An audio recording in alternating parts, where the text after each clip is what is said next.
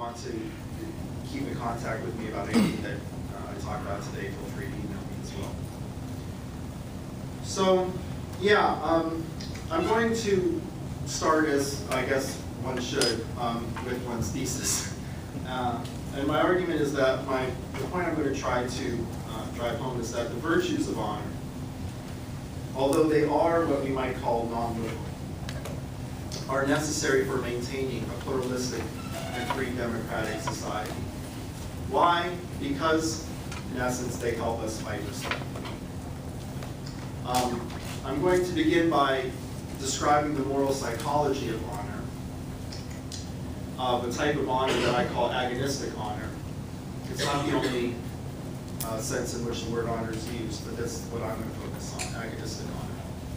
I'm going to describe agonistic honor as a moral theory in the second and third. And then I'm going to conclude with a political point that the virtues of agonistic honor are necessary for a pluralistic liberal culture. Okay, now some of you have studied Hobbes, and you know how Hobbes is thought. So I'm going to use Hobbes as stock, Hobbes on justice, and Tractarian thinkers in general on justice as a foil, as an analog for honor, agonistic honor. And what Hobbes and contractarian thinkers like him do is they give an account of justice, so they tell us about what they think justice is. And they also give a defense of justice. They tell us why, or an apology for justice in the older sense of the word apology. They tell us why we would want to be just, or we want to have systems of justice, even if we didn't already, okay? So what Hobbes does is he begins by making some assumptions about human motivations, and especially human motivations he thinks are reasonable ones to have. And then he puts humans so motivated, sort of artificial humans, much simpler than real humans, but humans so motivated in a, what we'll call an original position. And he sees how that plays out. He attempts to show us that people so motivated in such a position would create justice. Okay, so what are the human motivations Hobbes wants us to begin with? And he imagines us as highly individualistic. We're not, but he imagines us as highly individualistic people who are mutually disinterested. That means I'm not interested in harming you or helping you.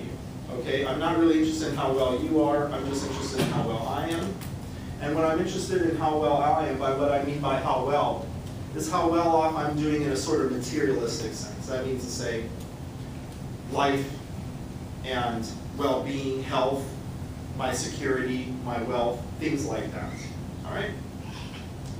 Well, what's the original position for justice in the contractarian mindset? Well, the original position is, of course, Hobbes' state of nature, which just means that there's no government over us to enforce the contracts and covenants that we make, the promises that we make to cooperate with each other. And the problem with that, of course, is that we realize that it's rational not to keep one's covenants and one's promises and contracts with other people. So if I'm thinking about, if you and I, if there's no government over us, and I'm thinking about, should I cooperate with you? Should I not try to take your coconuts? We may make an agreement, we may shake on it, that I won't try to take your coconuts and you won't try to take my coconuts. But then I think about it, and I think, well, let's see, I have two options here. Either you're going to try to take my coconuts anyway, in which case I should still try to take your coconuts, right? Or you're not going to try to take my coconuts, in which case I should still take your coconuts. So in game theory, we would say this is a prisoner's dilemma, and that it is rational for me, no matter what you do, to aggress upon you. And I know you're thinking the same way. And so we're caught in this prisoner's dilemma, that each of us, individually acting as rational agents in this sense of prudence, arrive at a non-optimistic outcome of a war of all against all, Hobbes calls it. And we live a life that's nasty, pretty short. Okay, so we realize this, and so we create a government. We create a Leviathan that is reasonably effective at catching people who break covenants and punish them harshly enough to make it rational for you to say, well, you know, actually it's not in my best interest, because if I try to take your coconuts, I don't just have you as an enemy, but now I have the police as an enemy, the government as an enemy, and they can really hurt me.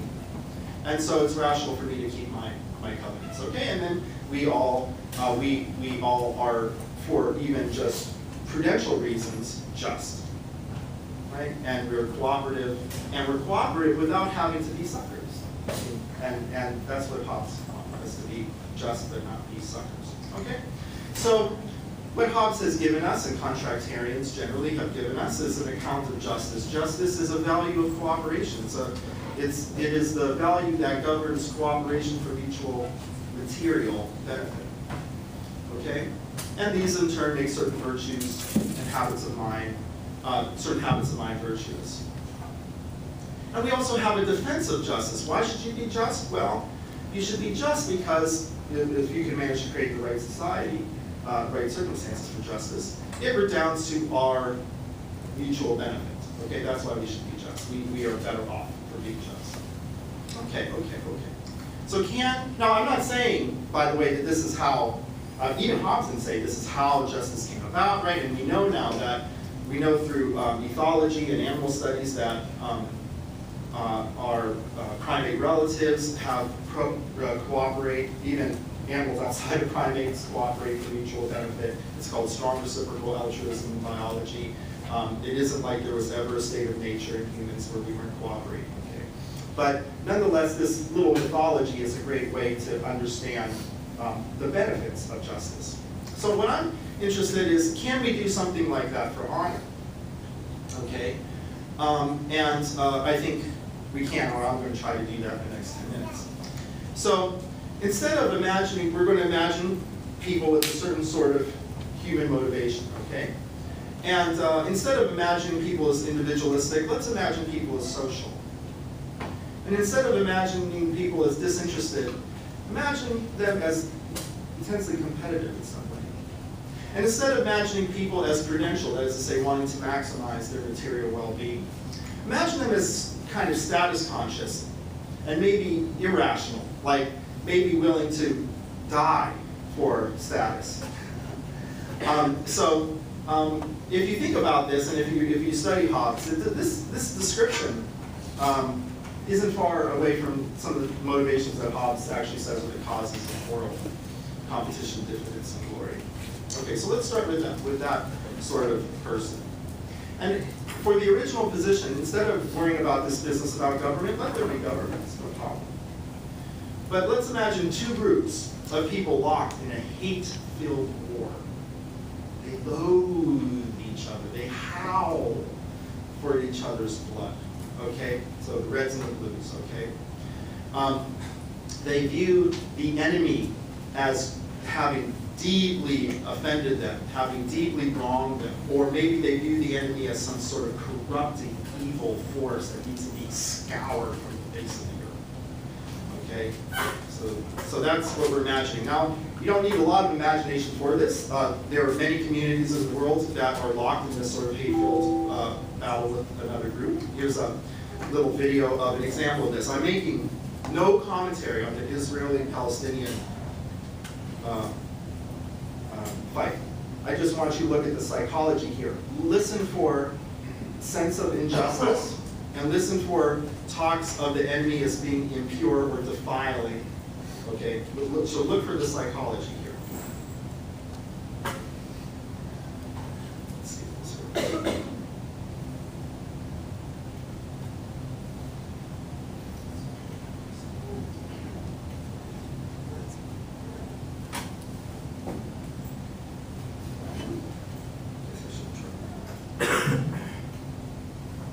So this is a kid show on Palestinian TV. الله خلقني وأبدع تكويني وزادني فخرا وجعلني فلسطيني وبث التحدي دما في شراييني ففجرت الثورة حجارة من الطين ورفعت رايات النصر اليقيني كتاب الله وسنة أشرف المرسلين صرخت بصوت الحق الدفين وأشعلت النار تحت أرجلهم براكين رفضت خضوع وانكسار جبيني وأبيت ألا أن أموت بشرف كيحييني في أمة قد نست بطولات المسلمين عمر بن الخطاب وصلاح الدين من تحت أزيز الرصاص أغني تحيا أمة الفتح وأبو عمار أعداء الله إناء الخنازير أفسدوا وقلعوا أشجار الزيتون والتين وقتلوا الأطفال بردة كالثعابين وقطعوا أسلاعهم بالحجارة والسكاكين واغتصبوا النساء في الميادين ودنسوا كتاب الله على الملايين أين أمة الإسلام؟ أين أمة الإسلام والمجاهدين؟ أين مخافة الله في القدس قد دنست بالصهايين؟ برافو زقفي زقفي يا حبيبي. Okay, so that's not Dora the Explorer. Okay. And I'm not making any comment about the Israeli-Palestinian conflict. But I'm just asking you to see, that we have a deeply aggrieved group who is howling angry at the other group. So that's what I want us to imagine as the original position. Okay? So how do we get to honor from there? This seems like an inauspicious beginning, right? But I think we can. And the first step is we have these two groups who are in this hate-filled war.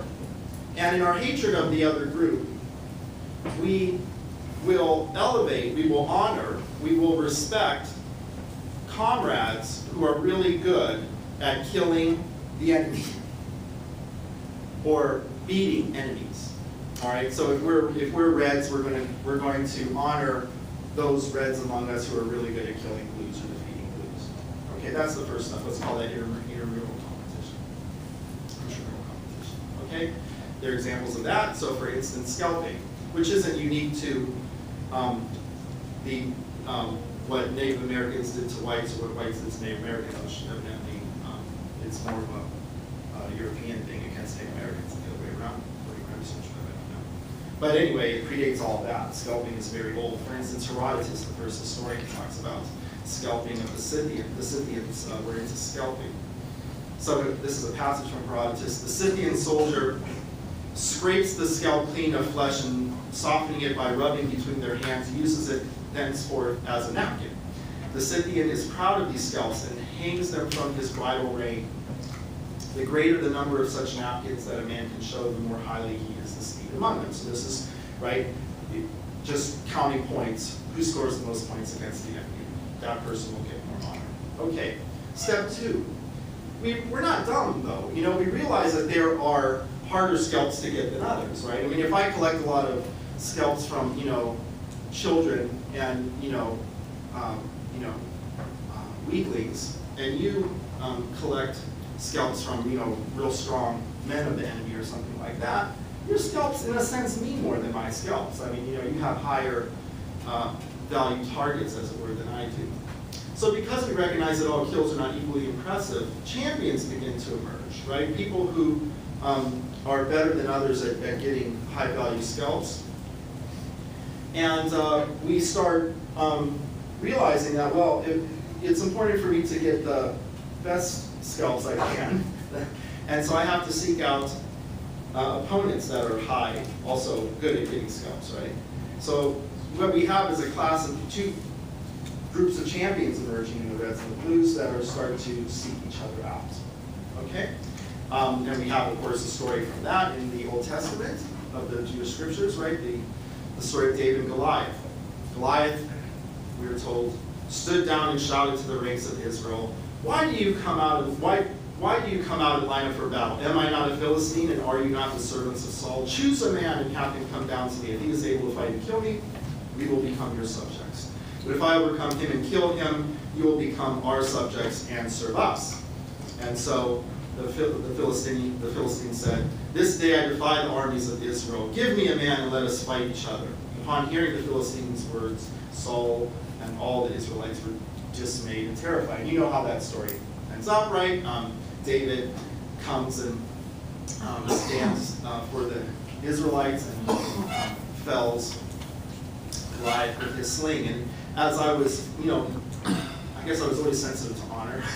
As I was a kid, being told this story as children's reading back in the 70s was, I guess, different. And today, sort of like heavy duty stuff for a young kid. But I was always like, well, it wasn't quite fair for David to, use a sling to kill Goliath. But then again, Goliath was this huge giant, so what really is fair there? And so these are good thoughts to have because they lead us to the third step.